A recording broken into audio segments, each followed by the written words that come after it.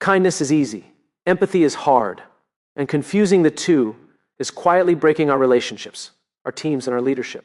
Kindness is saying the right thing. Empathy is being willing to feel the uncomfortable truth behind it. We've built a culture that rewards politeness over presence, nice words over real understanding. We tell people what sounds supportive, not what shows we actually get it. And when people feel unseen, when they feel misunderstood, they don't lean in. They shut down. They leave. They disconnect. Because kindness can be performative. Empathy is personal. Kindness offers comfort from a distance. Empathy steps into the pain and stays there. And here's the urgency. Organizations don't fail because people are unkind. They fail because people feel alone. Families don't fall apart because no one was nice. They fall apart because no one truly listened. Leadership doesn't collapse from cruelty. It collapses from emotional blindness. If we keep mistaking kindness for empathy, we'll keep wondering why trust is low, engagement is weak, and connection feels impossible. So today, we need to confront a hard truth. Being kind is not enough anymore because the future belongs to those who don't just care politely, but care deeply, courageously, and personally. Kind words often become a shield men use to stay emotionally safe while appearing emotionally present. Many men are taught early that composure is strength, that control is maturity, and that saying the right thing is better than revealing the real thing. From a man's perspective, kindness can feel like doing the responsible thing, offering reassurance without exposing vulnerability, support without self-disclosure, care without emotional risk. Emotional distance hides easily behind polite language because it allows men to remain respected without feeling exposed. Saying "I'm here for you" is far safer than admitting "I don't know how to sit with this pain." For many men, empathy feels dangerous because it requires stepping into emotions they were never taught how to navigate, let alone express. So kindness becomes a substitute for connection. From a woman's perspective, kind words without emotional presence feel hollow, even confusing. The words sound supportive, yet something essential is missing. The sense of being felt rather than managed. Women often interpret emotional distance not as strength, but as absence, because empathy is experienced through attention, silence, and shared emotional weight, not verbal reassurance alone. This gap creates quiet frustration on both sides, where men believe they are showing up and women feel unseen, not because kindness is absent, but because empathy was never invited in. Empathy demands risk because it asks men to step into uncertainty without armor. For many men, emotional exposure feels like a loss of control, and control has long been equated with strength. Kindness allows men to contribute without danger, supportive words, practical solutions, calm reassurance, while empathy requires something far more uncomfortable, the willingness to feel what cannot be fixed. Risk is uncomfortable because empathy removes the safe distance between observer and participant. When a man chooses empathy, he no longer stands outside the problem offering advice. He enters the emotional space and allows himself to be affected by it. This can feel threatening to men who were taught that emotions should be managed privately, not shared openly. Because being impacted by someone else's feelings challenges the idea of self-reliance. From a woman's perspective, this risk is precisely what creates trust.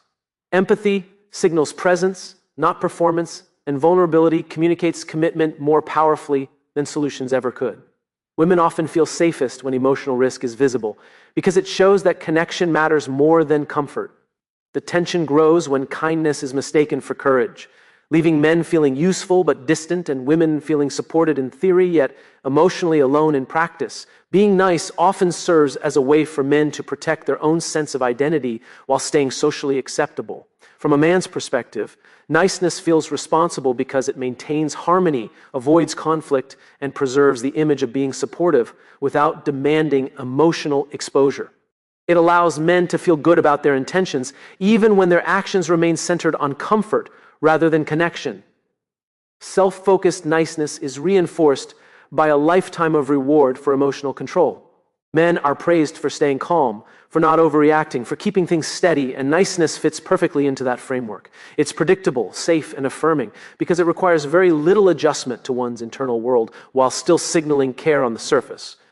From a woman's perspective, empathy feels fundamentally different because it shifts the focus away from how supportive someone appears and toward how understood she feels. Empathy is experienced when attention moves off the speaker and fully onto the person in front of them, without defensiveness, explanation, or the need to be seen as good. This difference creates quiet misunderstandings where men believe they are showing care and women feel the interaction is more about reassurance, of intent, than recognition of emotion, revealing that niceness often protects the giver while empathy centers the receiver. Listening without fixing challenges men at the deepest level because it runs against how they've been trained to add value. From a young age, many men learn that worth is proven through solutions, outcomes, and results. So when someone shares a problem, the instinct is to repair it quickly. Fixing feels productive, and productivity feels like leadership. This instinct becomes a barrier when emotional situations don't need solutions but presence. Men often move into action because silence feels like failure, and stillness feels like helplessness. Yet empathy requires restraint rather than response.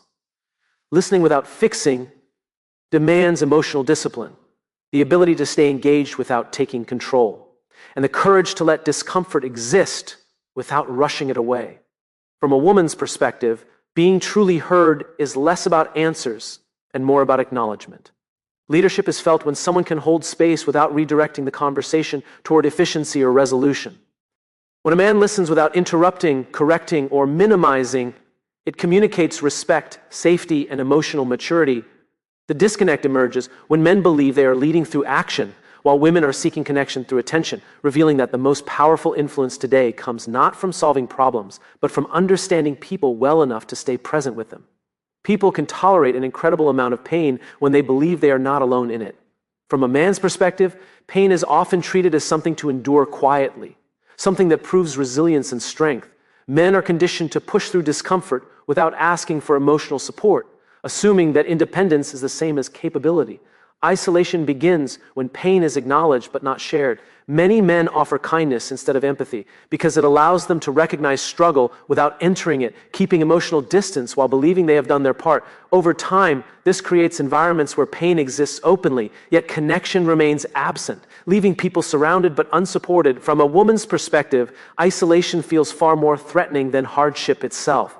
Pain becomes manageable when it is witnessed, validated, and emotionally held by another person. When empathy is missing, even small struggles can feel overwhelming because the experience is internalized as being unseen rather than merely challenged. This gap shows up in workplaces, relationships, and families where men believe endurance is leadership and women experience silence as abandonment. Isolation grows not from cruelty, but from emotional absence, where conversations stay polite, supportive words are exchanged, yet no one feels deeply known. The moment people realize their pain has become a solitary experience rather than a shared one, disengagement begins quietly, not as rebellion or anger, but as withdrawal, distance, and the slow decision to leave spaces where empathy was never fully present. Connection begins at the exact moment. Comfort is no longer protected. For many men, comfort comes from emotional control, predictability, and the ability to stay composed under pressure. Stepping beyond that comfort means risking exposure, uncertainty, and the possibility of getting it wrong, which feels far more dangerous than staying polite and composed. Discomfort forces men to confront emotions they were never trained to sit with. Empathy requires slowing down, staying present, and allowing someone else's feelings to disrupt internal balance, rather than restoring order as quickly as possible. This disruption feels inefficient and unfamiliar, yet it is precisely where emotional depth begins to form. From a woman's perspective, comfort often feels secondary to authenticity.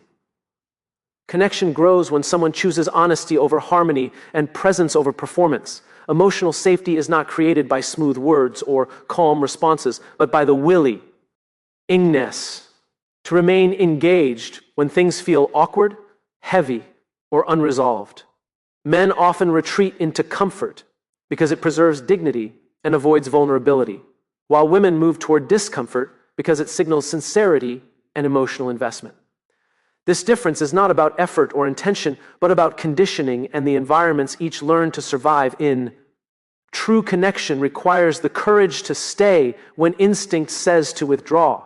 It asks men to replace certainty with curiosity and control with attentiveness, while inviting women to trust that discomfort is not distance but engagement. In that space where comfort fades, empathy replaces niceness, presence replaces reassurance, and people stop managing impressions and start experiencing each other as they are, allowing understanding to grow not through ease but through shared emotional risk.